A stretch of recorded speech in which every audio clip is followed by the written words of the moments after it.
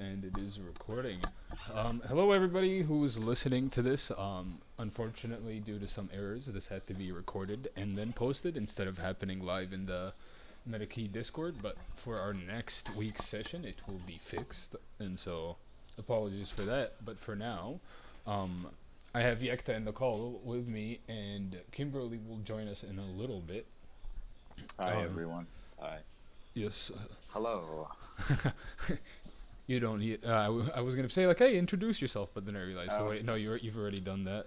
yeah. Um, and so for those listening, this is uh, usually when you're having a show, it's like you would have follow up meetings where you would catch up with people and see where everybody's at. If there are any concerns or whatever, that's the time that would bring them up, right? And so this is one of those meetings, and to those listening, this is sort of how it works. There's no official structure to any of this at all. Even university doesn't teach you the official structure of. I don't know. Does it? I didn't learn any official The structuring the, the structure of what? Putting shows. together a show? Sort I of. mean, I mean, like, I would assume that like we were supposed to have they have a set date on when everything's gonna be up and ready, yeah, but when the show's gonna start. But I would also assume, I guess, that I don't know, the curators or the management team of the galleries or the museums or whatever it is, they get together with the artists regularly or do studio visits, I guess, and see what's going on. um, Well, I know they do studio visits, but I don't know those are usually, I guess, just uh, because I doubt that they have any directions for the artist if they say anything at that point. Because if you're an established artist, that's true. I guess you just let the artist be and they just do their work. And That's very true. I mean, well, and also like the way I thought of it is like, you know, guidance is helpful, right? And like mm-hmm. sort of nudging artists towards like, hey, I see that you're interested in this, look up this person or whatever, instead of like pushing the artist, hey, I want you to paint me Yeah, this. um, yeah, which is funny because for 2 years in university fine art programs, that's what you literally get told to paint me yeah. this. you know but anyways, so Yekta, what have you been working on so far? So I'm working on a new large-scale oil painting, a narrative painting. Once again, so far I've only really blocked in some colors. Mm. At parts it's still mostly underpainting. Some parts are a little more developed. Mm. Um, yeah, that's about it. But I've had some time this last week to paint, so I've maybe, like, I don't know, 20 hours in so far. Nice, nice. That's um Yeah. so uh like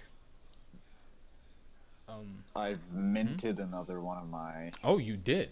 little Hold on, let the me. last I guess the last time we had the talk, Mm. I the one I had been working on. Again, the same concept with the those rug killing motifs and the 14th Louis, no, what is it in English? Anyway, dancing in the middle. So that the last one I did, I minted that. Oh, that's a nice one. Yeah, and yeah, that's pretty much it. I'm still doing school at the same time. I'm taking some summer courses, so Mm. I've been busy with that. And then there's work, so many things. How about you? Um, well, I've essentially, because we're using some pre-established works, like older works. Mm, I'm trying, and I have an ongoing like project of 6 works that's almost done. Um, okay.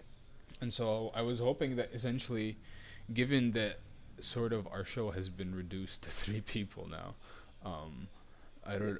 don't essentially we have more space, and so I was thinking that can give me time also to include some of my painting in there, Hmm. but I'm not too sure. just because it's the time factor, so I still have to see. Yeah. I Um, mean, I don't know. Maybe we can still. What do you think about the time? Because I think one of our options was to have it at the end of July, and the other one was, I think, beginning of what, September. End of July. That's what we had talked about. I think the other option was to do it in September when, like, the university opens up, and it's the Yeah. kind of end of summer Yeah. thing. I still feel like that might maybe make more sense for all of us. I, I don't know how you feel about it. it's starting to feel like that too. Yeah, Because I was looking at the time and I was like, oh wow, we may have underestimated the yeah, time yeah, it is gonna take for the show, and it's like it's also like part of my fault because it's like I look at a lot of like digital works now and stuff, and so hmm, when you spend like 3 months in the NFT space, your brain gets skewed to one sort of production pace, right? yeah, And then you yeah. forget that, oh wow, no, painting does take a fucking while compared to like some digital works. I have to Yeah, wait for the shit probably to would. Yeah, to dry. yeah, oh my god, it's like, yeah, I forgot paint needs to dry. Fuck. Yeah, You know? But also I'm excited because if we give ourselves that extra like month, we can really mhm. like produce some banger work, because Oh yeah, definitely. Yeah, um and so to I those have no idea if Farhat will be joining us at all for the yeah, show. I don't know. it's actually Uh, I'm a little bit saddened by it because I really liked his art style and I wanted. I'm like, I mean, in I sort of apologize Oh, mostly yo, because no, I kind of invited him too, but no, it's he is away on vacation right now, and yo, the Cole. the time zone difference, and being on vacation, not having that much access to internet, and Oh just yeah, being on the beach most of the time is, I don't know. Yeah, he's difficult to get a hold of right now. So well, I mean, at least he's having fun, I guess. yeah, yeah, Um, men's on a beach. yeah.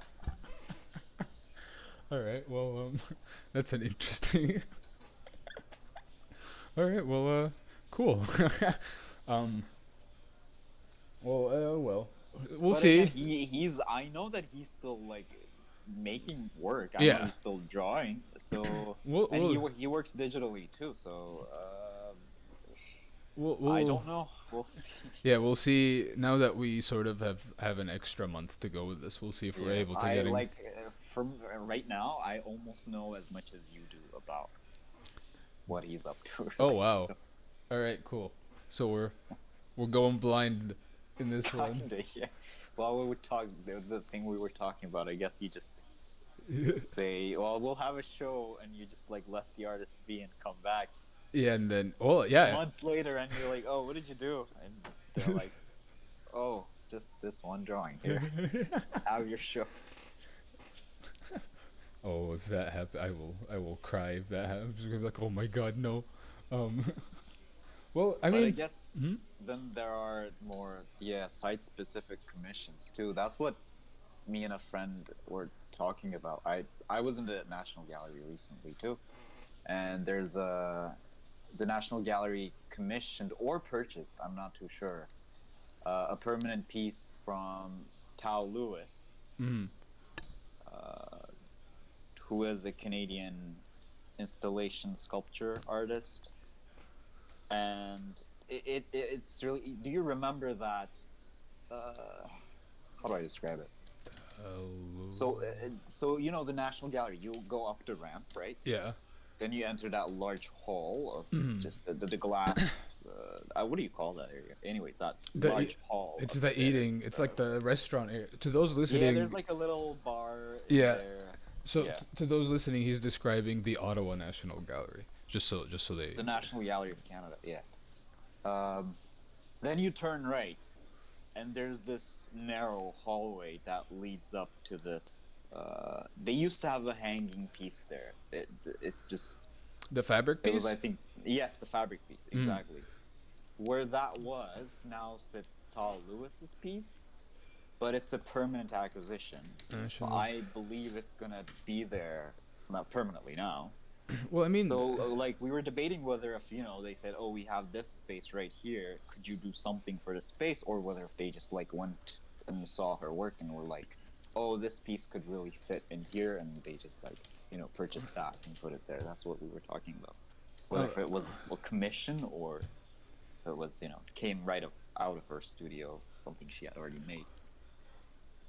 that's actually a good And question to for I ask. guess that's also a nice thing to add. I guess for those that will be listening because they can't right now. Mm. Tao Lewis. I guess we could share the artist's Yeah. work. How do I? That's Tau Okay. and Lewis as in Lewis. Tao. I have been misspelling that completely wrong. Wow. Oh, I think I've seen maybe. I know I've not seen her work before, but her work is insane. Yeah. Tell Lewis, hold on, National Gallery.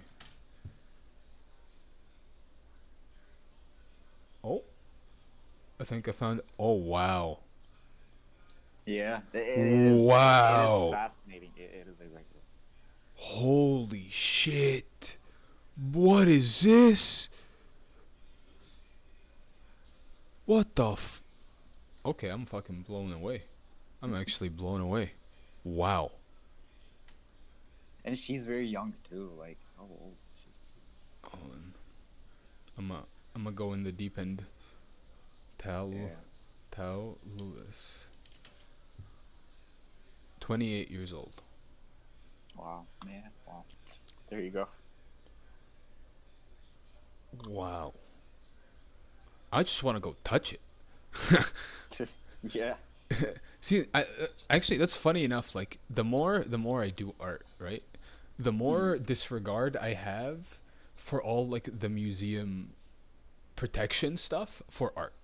You know, it's Yeah, like I mean that is also a debate that is going on right now, I think, in the art world where, they conserve all these, I don't know, architectural objects, tiles, vases, but they're I guess somewhat they were meant to be used and to deteriorate. So exactly, and it's like um, just let us touch the fucking paintings.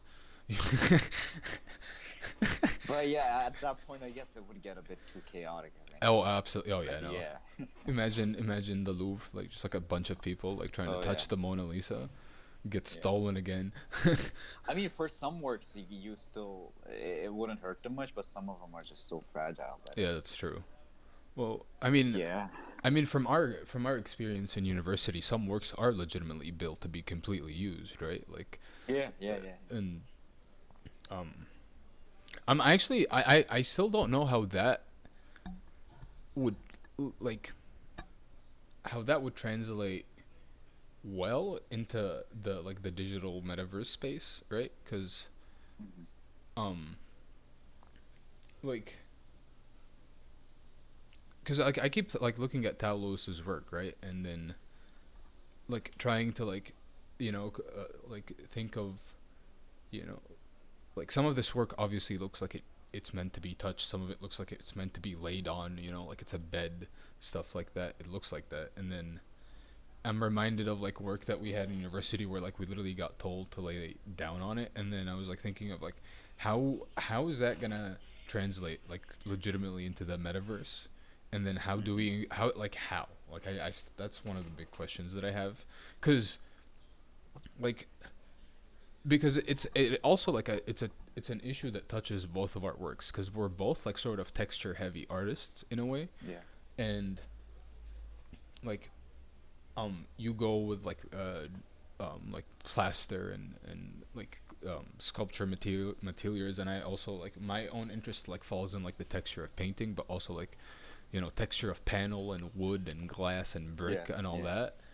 And so I remember like we're sort of limited even in the show now, right? Because like some of the work I'm doing for the show currently can sort of be turned into like a texture thing, like a very texture three-dimensional heavy thing, and even with your work, I can show you how to do that. For your carpet, like it's easy to create a depth map and then just take it into a 3D program, and you have the bump stuff, and then you just get the texture, overlay the picture, and then you get that, right? Okay, that's yeah. I did not know about So that. we might I might mess around for that also, just to incorporate that 3D element of it. But Mhm.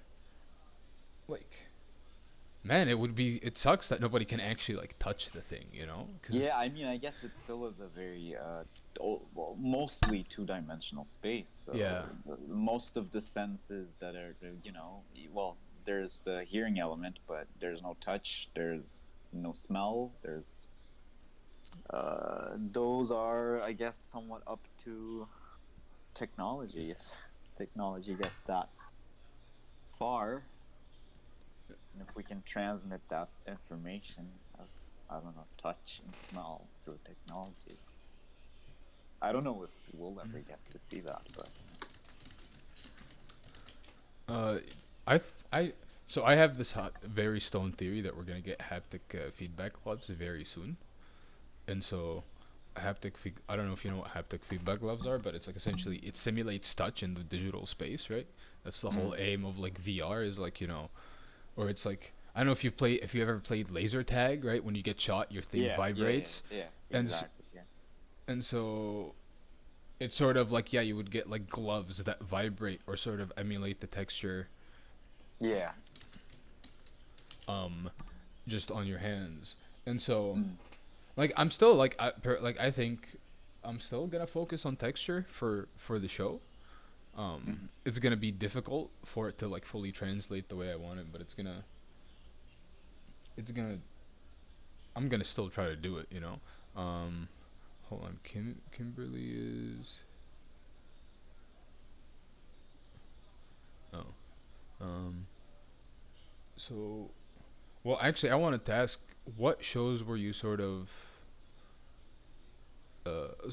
what shows? Sorry, what paintings were you thinking of including in the show, other than the one that you're working on? Um, that's still I'm still not. I really want to go in and in the virtual space and put stuff next to one another and see how they kind of have a relation or a conversation with each other. But it can either be these last few oil paintings. Mm. I don't know. I guess these, like, the last the two of them you purchased, those Mm. paintings, those oil paintings, they're a bit more, how do I put it, calculated, and it's almost like a pattern making design element to them, so they're not as spontaneous. Mm. There's, there's a motif, it's paralleled on the other side, it's much more systematic in that sense. Mm. And well, I'm very happy with them too, not that I'm not, but I can see why people have liked those much more than, let's say, the pastels I've been doing in the last few months. But I'm actually much more happy with Well, those. so I was gonna say uh I was actually gonna say I think your pastels are far more successful than um like the two, like when I looked at your pastels and I went back at them, and I literally like decided, I was like, okay, because after you mentioned your pastels and you had dropped another picture again, I went back to your PDF, uh, yeah, yeah, and then I was looking at it, and then I was like, okay, cool. I think there's something much It fresher in there. It's, Yeah, in a sense, more contemporary, it's more surprising, it's more spontaneous. and I also think it's like sort of like the natural evolution of the King's Den. Like it's sort of like the way I think of it is like, for you to arrive at your pastels now, you've had to sort of paint some of these king dances, and Mm. then because I look at them, and like the biggest difference is the constraint, right? Like, Yeah, and so um like, not to say the king dances are not successful, like they're extremely successful works, but it's like, you know that you're figuring out the king's dances, like you're figuring out the process, and then in the pastel ones you're actually like you nailed it down, you know, because it's like in some of your work where you mess around with like mythology and stuff, Yeah. the vibrancy of it fits the mythology element so much more than the blockiness carpet sort of pattern, Yeah. and I fucking love it. Thank you. Yeah, no, I like that's one thing I've been very much enjoying this last year is that you can pursue, I don't know, I guess right now for me it's been like three different ways of working in three almost completely different styles. Because when you look at, I don't know, like I just opened up my, I guess, Instagram account, and the pastels are much flatter images. The figures are flat. They're sort of cartoonish looking. There's still some pattern making, but then I have these oil paintings that are like mostly realistic three-dimensional worlds that are just much closer to our real world, and there's just space, there are figures, but they exist in this, and variations or different what's the word I'm looking for, different versions of our world. So they're just, you get what I'm saying. Yeah, you know, I do. I do. And then there are the rug kind of the ones that are painted on the rug, or the ones that try to simulate that sort of effect with the king dances. So it's just that's been very I think, you don't have to make one type of work, and you don't have to have one sort of style. There are similar things in between. They're gonna have there's going to be that relation. They're going to be repeating motifs, maybe they're going to be repeating themes. They can all be about the same theme but done completely differently and with different material. And I would really just encourage, I guess, anyone who listens to, try that. If you do digital drawing, try oil painting if you haven't. If you're an oil painter, try to just get rid of all your more, because oil painting is the highest form of, I Hmm. guess, almost art making still almost today. Try picking up pastels, try digital media, try what you're doing with a completely different medium, and see what happens, because it really opens up a lot of, It does. And yeah. I also like people don't realize that exploring other medium, like if say you're a painter, right? Because Mm-hmm. that's I'm a hard-headed painter. Like I'm like, yeah, I do digital works a little bit now, but I still Mm-hmm. draw and I still paint, and I'll always do Yeah. that. And funny enough, it's like sometimes the work I do really aids my painting and my ideas. Like the digital works, because it's like to me it's like because like I've had so much resistance to the digital stuff in university, right? Early Y- on, yeah, yeah, I and used to too, yeah. then like or like even just like incorporating elements from video games and just digital media sources like always get rejected in the fine art world, that I just like Mm-hmm.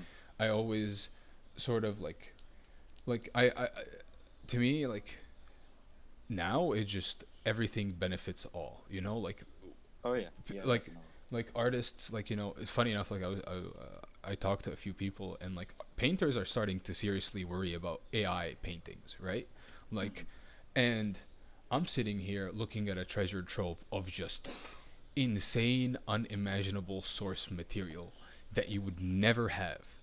Yeah. Impossible. Like some of the shit that you can control to get a landscape painting, right? on Mm-hmm. on like the biggest example, like Art Breeder, is insane, right? And then I'm sitting here, I'm like, holy fuck, it's like before you had to go look at your resources, right?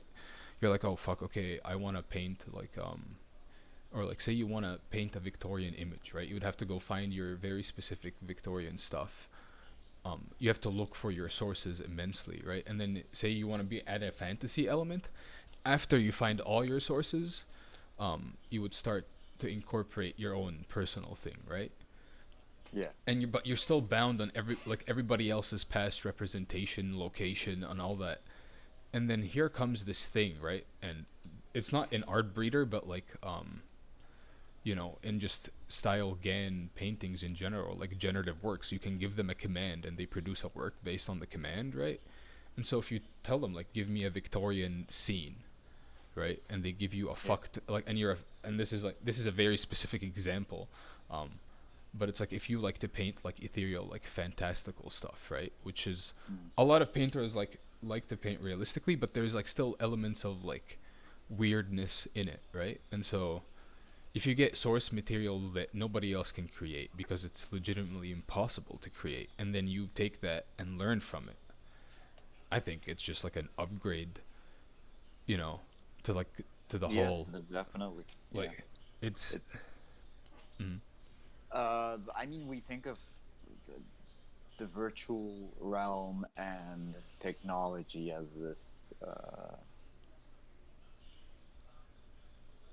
almost as this adversary, is that the word? mm, Against the process of art making, mm, because we've been just using our hands and just tools and brushes and whatnot for so long, just sculpting, building with our hands, or playing instruments with our hands.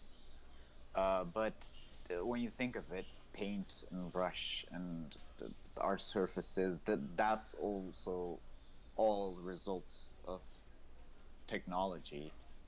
And here you have this just very new tool available to you, or tool set of tools. So yeah, I mean, I was just like you said, I early in my earlier years in university, second, third year, I was also someone who was very much against using uh, anything digital. mm, I was like, if I'm gonna be a good colorist, I better come up with those colors, because otherwise I felt like I was either cheating myself. If my composition's gonna be decent, I better draw and sketch it out and just mm, uh you get what I'm saying. It's almost as if you feel when you use a tool that makes things easier for you, you feel like you're cheating, but mm, it's obviously not. It's everything we supposedly come up with on our own. It's still influenced by outside information. So, like lately, I've started really just, let's say I have an idea for a painting, I put down maybe a drawing, then mm, I go into the digital, and then there I try a bunch of different color combinations and compositions. I do most of my first color work on my laptop. I just put down the colors because it's so much easier too, right? It's mm, like if I were to do that on the canvas, I just have to put down a color, see if it works next to the other color, wait for it to dry. If it doesn't work, I paint over it. I try again, then maybe I alter the other color, and great things come out of that too, because you layer, you take stuff away. But it can also take a lot of time, take a lot of material. You still learn because you're mixing and putting one stuff next to the other, but using this digital tool set of tools has just made my practice much easier too, because now I can just play around with my compositions. I can just look up, you know, maybe I want to include a certain figure. I can just look it up, have my unfinished painting, take a photo of it, upload it, just very, uh, in a very, what's the word? In a very, what's the word? Almost like it's Photoshop. I just slap an image on mm, top of it, see how a certain form or figure just sits there. just quick. Try a bunch of different things, play around with your composition color and all of that. So I'm warming up to it too. It, One of the one of the professors we both had, Martin Golland, I know, he had told me in my, I think it was my second or third year, he comes up with most of his compositions, and in the digital space he just takes things to, I don't know, I so don't know what he uses, but so funny enough, I haggled the living fuck out of Martin to get a. I think I and a bunch of people were responsible, sort of. I take it with a grain of salt, but you know, at some point we pushed Martin to get a digital iPad because we were talking about the brush engine on the iPad Pro, and then Oh, Martin got it, and I was like, bro, have fun.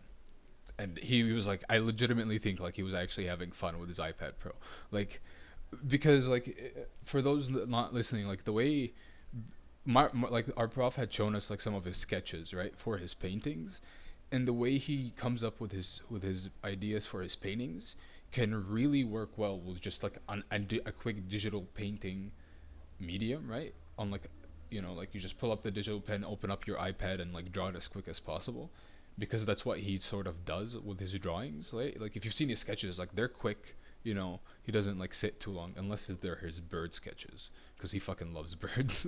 I didn't know about that. No. Oh man, so in the year before us, their grad show, they had their prof off, and in that day, I literally saw Martin Golan paint the most fucking beautiful crow I've fucking seen in my life in like fucking 10 minutes, Huh. 5 minutes, right? And then like a crow that was holding flip flops with a top hat, and there was a fucking martini glass in the corner, and like and it was actually funny because like all of us were asking him questions while he was painting, because all of us were like, okay, what the fuck are you doing, man? Like we have not seen this ever. And he was like, guys, I need to win this. But he ended up winning. Nice. But But yeah, it's like, oh yeah, keep going. That's an interesting story. I didn't know because when he told the class that I was in that he was doing the digital stuff now, and he was like, using all that. I thought that's something he had been doing for a while because his work somewhat seems like it could easily, not easily, but it could be generated in the virtual realm because he, I guess, kind of puts together multiple maybe, faces and objects and vistas, landscapes together, and it's hard to describe.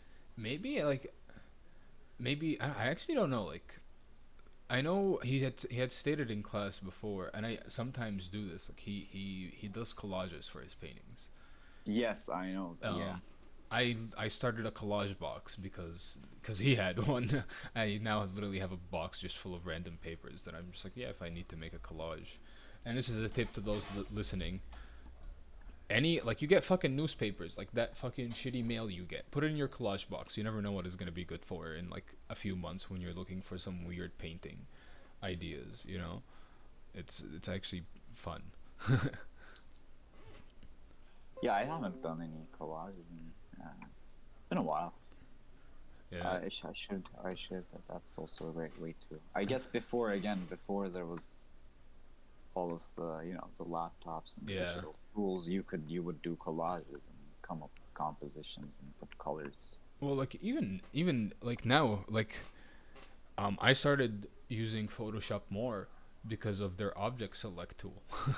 Because I don't have to go in and select everything with like and go move it around. I can just select objects. It's been very easy to like grab a bunch of pictures and just take objects out of them and just put them all into one scene and then print it and then paint from that or draw from that. Mm-hmm. Um, but yeah, no, it's uh, like now that we've decided we're gonna do this extra month. I'm trying to think of, like, okay, now it's guaranteed that I can have a painting for the show because now I have a month to actually paint the painting. Yeah. You also have to do that, but now I think it's because, well, I guess now about time for those listening, there would be images of both of our work. Like, I say this so that when I'm uploading this and editing it, I put pictures in there, and so to those listening, um, so the pictures I'm showing for my work, I'm gonna essentially be trying to sort of see how I can incorporate some of the elements present in there, like the haziness and like the weird waves, right? Like the particle sort of effect into the painting. Um, now that I actually have the time to fully tackle that. Um, Well, you know and what I found in mhm. something in a similar way I've been trying to incorporate is we often, when we talk about texture in painting, we always think about thick material and thick painting. Mm-hmm. But I guess when you layer your paint very, very, very thinly on your thinly Mm-hmm. on your surface, especially like acrylic too, of course, but oil paint, it really creates some amazing passages, and they create such nice grain and Mm-hmm. texture. I guess Kimberly uses that a bit more. She works with thinner paint, and it really shows. But that's something I've been trying to incorporate too. Mm-hmm. It just creates such nice grain and texture and waves, and just the washiness creates some amazing texture. Something you would never be able to get with, of course, thick, impasto painting, because it's just so sculptural. Mm-hmm. It's I So yeah, I don't know how much you played around with that, but that's definitely that. If you wanted to really, uh, what you were saying, if you wanted to really take that into the physical realm, I would really, really recommend thinning down your paint as much as possible and maybe trying that out. Because so I was thinking of that, and then also um because I took what do you call it, golden paint demo 2 years Mhm. ago. I Mhm. have I don't have a lot of it, so I have to be careful with how I use it. But I have crackle paste and I have heavy medium paste. I think Okay. they're like little tester tubes, like 3 ounces, so it's practically Yeah, yeah. nothing. So I have to be really careful with how I use it. But I'm also now actually here. Let me grab them. I have them right next to me. Yeah, no, I know what you're talking about. We had the same demo, and Yeah, I think it was Andrew Andrew Morrow's class. Morrow's. Yeah, Yeah, man. yes. So Shout out to Andrew Morrow. crackle Uh, paste and chorus. I have chorus molding paste. yes, yeah, I've used because before I did, I guess, rug painting, I was trying all that material too. Mm. But I found that again, they're still very beneficial, and you can do amazing things with them. But they're really just rigid and stubborn, and maybe they somewhat lack versatility in terms of texture too, because it gets to a point where, let's say, you're making something very that has a lot of texture in it, Mm-hmm. it becomes sculptural. Of course it becomes sculptural, but when you look at the image from, let's say, the right the right side, the left side, you're, let's say, slightly elevated, it is something that's very difficult to tackle, because it can look completely different, and it throws off your image and its perspective. Mm-hmm. It is really interesting. As soon as your painting just comes off that canvas or whatever surface you're working on, it adds this other realm. It becomes three-dimensional in that sense, and it just looks completely different from different angles. But yeah, definitely play around with those two. I'd say they're fun. They're great things to be done with those. But yeah, well, when I look at the digital works you've been making lately, really, I feel like you could really have a go at the thin paint. It just I was yeah. the grain and texture that is in your digital work, the recent ones, that would just work so well. The transparency, the grain, yeah. I'll try to do that. I'll actually try. I will do that. Um. And I feel like I was always a bit reluctant, because I was like, oh, I like thick paint, thick, Okay. juicy, muscular paint. I, paint, not paint, paint. I was that way, but then I was like, damn, this, the thin paint can really do so much, that It's it's, um. yeah. I'll do that. I actually I stopped thinning my paints because I used to thin them too much sometimes, and then Andrew Moore was like, "That's why you get those streaks," and I was like, I put too much what is it, odorless mineral spirits in my oils. But I forgot you can also thin acrylics. I have a whole painting Yes. of just thinned It's acrylics. it's yeah, so much easier to thin acrylics and it's because I guess and you can blend so much better. It's like watercolor sort of. You have far yeah, more yeah, control. yeah. It's wild. Um, I was gonna say for you, let me try fucking with some 3D texture for your work. Let me see if I can get some 3D model. Like send me. Yeah, how would that work? Yeah. So I well like for those listening, I'll just describe it because there is a point to you to those listening like receiving some form of information. But the way I'm gonna do it is I'm gonna take it into Photoshop, create a depth map for the work, and so it turns it all like pink and stuff, but that's essentially the it's sort of data that a 3D program reads height and depth data from. And so I'll take that, create a depth map, right? See what other maps I need to create for it to translate like the texture, and then take it into Blender. um, Essentially just get a plane, feed texture it with the maps, and then overlay the image onto it, right? And so the texture sort of is like right on top of the image overlaid, so that when you rotate it, it fits. Does that make sense? Mhm. It's like it's a weird modeling thing that I saw on YouTube that Ian Hubert did it, and then ever since I saw it, I was like, oh, so that's how you like are able to like take real life textures and put it onto a 3D thing immediately. And then when I realized Photoshop is able to do depth maps super quickly, I was like, oh, I can translate this to into like actual like thick paintings, you know. Like you say, like your thick paint, you know, your thick muscular paint, its thickness and its muscularness can be translated. um, I think it can. I'll try to do it. um, Okay, that'd be cool. Yeah. because Well, I'm actually also gonna send you a couple. um, Let me see. and for those listening, unfortunately, I don't think Kimberly will be able to join us. Her two nursing jobs are have taken a little bit of her time this week. Um, but it's good because we now have an extra month for the show. Yeah. um, So where is that? Okay, I'm sending a link here.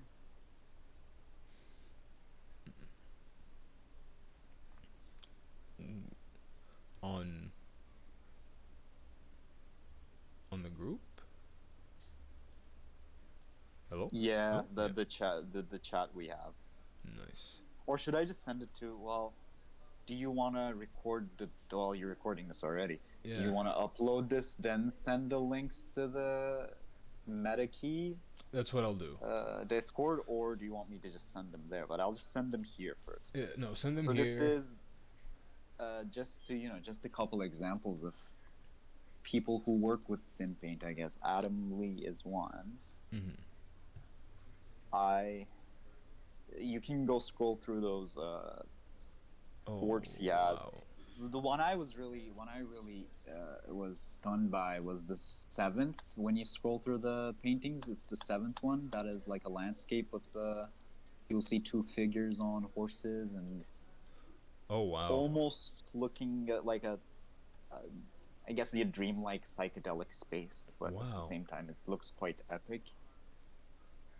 But like something you can't do with thick paint, right? It's just That's those passages and washes and that's insane. Wow. Okay. Yeah. So to those listening, um, there have been images flashing like going on the screen for a little bit, and then if you go to the Metakey Discord, there will be links posted when this goes live. So just go to the Duat Residency channel, and the links will be there. Um, but his work is actually insane. yeah.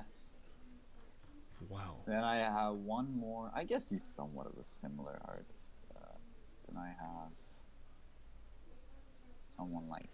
Mm-hmm. Wait, let me just send that link your way too. All right. Uh, I didn't read Kimberly's messages. Is she definitely not gonna be here? No, I don't think so. Okay.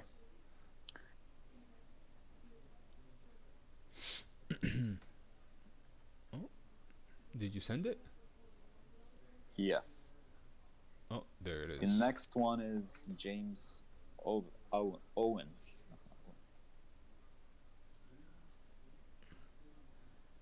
Have you? There is a really nice ethereal painting in the National Gallery. Um, do you Is know? it Do you know the neon bird? the neon bird? Yeah, like there's a red neon bird in the National Gallery in one of the rooms. Have you ever seen Is it? it a sculpture or is it a painting? So I was asking if you know it because then I was gonna be like it's the room right above it, and then when you enter it, it's like a painting of. Neon bird. Well, I'll try to find Is it? Wait. I understand it much better if you tell me the. Well, is it contemporary painting? contemporary painting, two Okay. figures. Um, Okay. I believe UK African artist. Um, Chris O'Feely? let me see. Yes, the blue Chris. one. The Uh, tall blue Chris O'Feely painting. Is it send the me. purple two figures? You said UK and like Africa, I'm so I'm I'm I'm thinking of Chris trying. O'Feely. Uh, maybe. Wait, let me send the link of that one too. Is it a painting that is like very difficult to read and see what's going on in? No, No, no, okay, not at it's all. not that one. It's. Could it be okay? Other UK, is it Peter Doig Oh, with the landscape? I'll try to find it. Um, well, it's like it's blue and orange sort of. It deals with like themes of nature. Um, Is there. it Sky Glabish? Is Sky then there's Sky Glabish who teaches at UBC. I think he teaches painting, and there's a painting by him in the National Gallery. I think orange and blue. It's like is it a No. more of a landscape? What? Landscape orientation, yeah. Okay. Landscape orientation. Um, hold on, I'm going deep into my photos right now because I have photos of it. Um, just give me 1 second. Yeah. Uh, um, it is. Give me 1 second.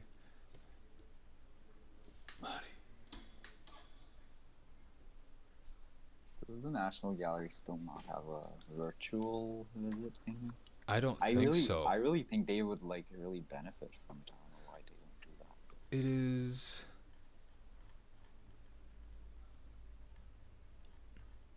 Like we're spending a lot of time on this because it's such a nice painting. Like it's a really nice painting. Um, oh, I might have a picture of it. No? What the hell happened to my photos? Um, So you said there are figures in it? yeah. So two figures. Oh, It's like a mom, like a motherly figure, and oh, you're talking about, of course, what's his name? Michael. Is it Michael Armitage? Is that how you pronounce his name? I think yeah. Armitage. I don't I really know how think to so. pronounce the name, but yes, of course, I know Yes. the painting you're talking about. Yes, yeah. Um. Who is also, I believe, one of Lorna's favorite artists. Yo, his work. Yeah, The National Gallery piece is insane. yeah, Like the because it's just like it's so orange and it's so blue, and it's like it's yeah. He nature. also really works with those very washy. I think it is a trend now, actually, in the contemporary painting world Mm. to kind of maybe. I see lots of people just working with washy paint, just thin washy paint, and get those yeah Yeah. transitions, and maybe that is actually a maybe it is a trend nowadays. Now that I think of it, you rarely see because I don't remember coming along anything that's like impasto or like thickly painted in the contemporary Mm. section of, especially the National Gallery, It's. because it was quite, I guess, the trend for modern painters, right? Mm. You have all your uh, German painters who just thick impasto. You have Van Gogh. You have yeah, but for modern painters, it was such a big thing using fake paint. brush strokes, but I guess now it's more Well, I think interesting. I think it's just also like the evolution of like there's like because like like looking at Adams Lee's work and Michael Armitage's work, like there is it's like I think that wash look sort of helps really like place um like otherworldly works in their world, Mm. because it gives it like this weird sense of faded memory, It does, yes, and yeah, then it really does. and so after like you look at it and you're like you know immediately it translates just like like the grain, the chorousness, just as if it's like the artist's own memory, it's like you're like cool, Mm. and it's just yeah, no, it's so nice actually. I will do washes, and then for our next meeting I will have photos It's to share. something I've been trying too because it's also I find it much more almost difficult in a sense because you can only put so much Yeah, before it starts to. pile up. Yeah, Yeah. it's just you have to stop, and that's quite tough because if you don't get the definition or let's say the line or the figure Mm, you want, then you kind of have to keep adding, or you have to remove the washi paint. exactly. Yeah, it's just a completely different way of working. So No, it's I'm interesting. I'm gonna do it. And this is the painting you were talking about. I sent a link for that too. Yeah, I went through his Instagram to find it. It's one of my favorite. He has a different one that's for the National Gallery piece. I might actually do a little write up on it, but Mm-hmm. some of his works are fucking. They hit you in the face. They Yeah. hit you in the face. No, there's such amazing paintings there. It's He paints on, and all of the paintings he has done in the last, I think, 10, 20 years, they are painted on this tree bark, uh, weird stretched tree bark kind of material. well. So well. Here's a little tip to those listening. Um, Panel is a really nice way to also get some sort of graininess and texture in your Mhm. work without actually having to add it with paint. Just because it's so rough, like you just need to sand. Like you get a nice panel, just sand it. Just randomly sand the areas and just fuck around with it, and you'll get like such a nice washy, grainy feel to it that translates even better if you put washes on top of it. Like you say, that it's insane. And wow, it's I found this work, and then it's a little bit of a heavier side, but that's actually wild. Um, well, anyways, it is. I have to get going. I am actually going to the what do you call it? The NFT show here in Montreal. So Okay. um, Night. Wait, today? yeah, it opened to the public last Tuesday. Oh, is this the gallery you just mentioned Yeah, earlier? yeah, that's the one. Is it still open? Oh, they just opened. They literally just opened. Okay. So the exhibition is going on for like 2 more months. No, Um, I meant like, is it open after like at the nighttime? yeah. Oh, yeah. No, it's Oh, open. that's nice. That's We nice. we don't I don't we don't have curfew anymore, so Okay. it's open till 11, which is nice. Oh, Uh, that's really nice. Yeah. so I have hopes of maybe all of us can go there as residency members and look at it. It would be nice. Mhm. Um, and to Yeah, that's definitely a possibility. it would be a cool little history thing and moment, uh, you know, photo thing, And then to those listening also, I had taken pictures from the show because I've been there twice already. um, but I'm going there again in hopes of finding like the photo qualities are not that good, and then they also have they have three of the artists in the show showing up, um, and so I think it might be nice to like get some more information about some of the work. But to those listening, there will be photos of X Society's show uploaded to the Metakey Discord as well, um, probably later in the week. But yeah, for we will meet next week, YEKTA, and then hopefully Kimberly would be able to join us then. Yes. Um, until Maybe we'll have a surprise appearance from Farhat. And hey, who knows? Maybe, yeah. maybe. Yeah. um, well, Well, it was really nice talking to you.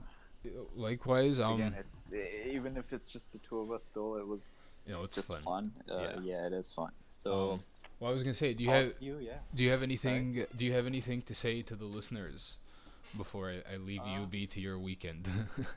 just keep creating. Nice. That's about it. All right. Well, he said it better. I laughed because essentially I was gonna say the same thing. I was gonna be like, keep making art, but you said Yeah, it. it is such a cliche, but it really just the only thing that works. So Yeah, it's very true. So for those listening, enjoy the rest of your day, and we'll see you in our next meeting. Also, feel free to chat with us in the discords if you have any questions about our work or anything. yeah. Um, we're artists and we like to talk about art 24/7. That is the goal. But yeah, Yes, it is. have a good one, everybody. Well, see you next week. Bye.